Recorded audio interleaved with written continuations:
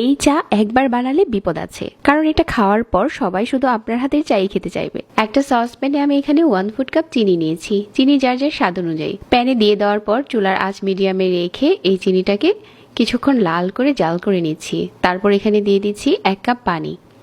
পানিটা ফুটে যাওয়ার পর এখানে দিয়ে দিচ্ছি লিগার। এখন শুধু মাঝারি আঁচে কিছুক্ষণ লিগারটাকে ফুটিয়ে নিচ্ছি। তরল দুধ দিয়ে দিচ্ছি এখানে 1 কাপ। আমি যেহেতু একটু বড় গ্লাস দিয়ে নিয়েছি, লিটারের মতো তরল দুধ হবে। মিডিয়াম আঁচে জাল করে যাচ্ছি।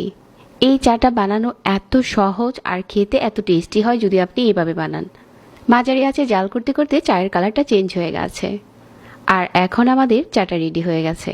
গরম গরম পরিবেশন করে নিচ্ছি। শীতের সন্ধ্যায় যাদের চা ছাড়া চলেই না, চাইলে ঝটপট এই চাটা বানাতে পারেন।